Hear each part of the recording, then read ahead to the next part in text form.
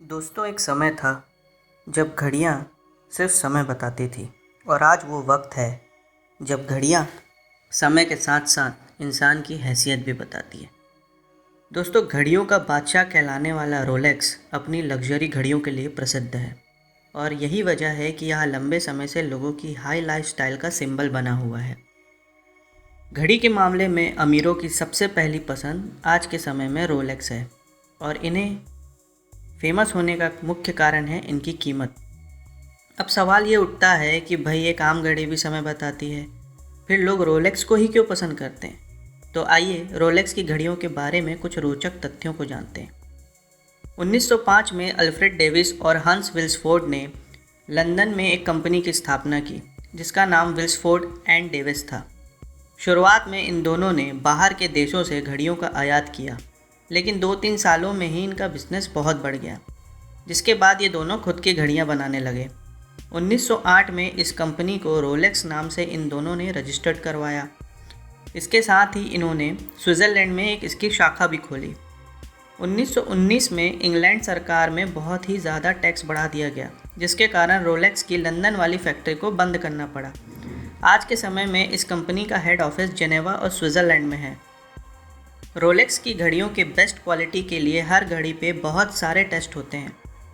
Rolex की घड़ियों को हाथ से ही बनाया जाता है, यानी कि ये टोटल हैंडमेड घड़ियाँ होती हैं।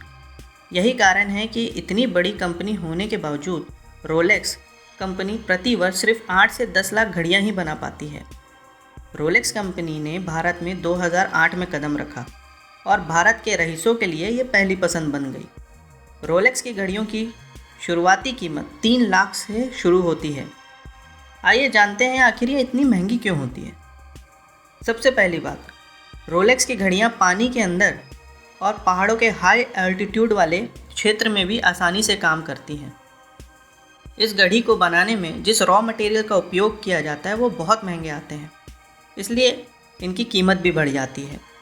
रोलेक्स की ज़्यादातर घड़ियों को बनाने में सोने, चांदी और हीरो का इस्तेमाल किया जाता है और यही वजह है कि इनकी कीमत हमेशा महंगी ही रहती है। रोलेक्स की घड़ियों में 940 एल स्टील का इस्तेमाल किया जाता है, जबकि भारत में उपलब्ध अन्य घड़ियों में 316 एल स्टील का उपयोग किया जाता है। इसी से आप इसकी मजबूती का अंदाज़ा लगा सकते हैं। इसके इस्तेमाल से घड़ियाँ मजबूत और चमकदार बनती है। इस घड़ी के डायल ज़्यादातर वाइट गोल्ड से बनाए जाते हैं।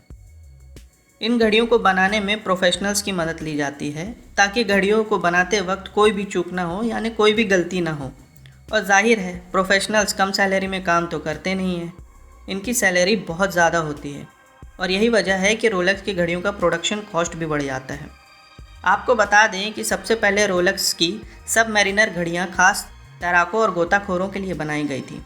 रोलेक्स बनाने वाली कंपनी कहती है कि रोलेक्स की एक घड़ी में इतने बारीक पार्ट्स जुड़े होते हैं कि इनकी गिनती करने वाले भी इन्हें कई बार भूल जाया करते हैं, इसलिए इन्हें बड़ी सावधानी से लगाना पड़ता है, क्योंकि घड़ियां बनाते वक्त उनके ख़राब होने के आसार ज़्यादा होते हैं। बहुत सी घड़ियों की पॉलिश तो हाथ से ही की जाती है। ज़्यादातर पुर्जों को फिट करने के लिए उसके अंतिम आकार को हाथों से ही दिया जाता है।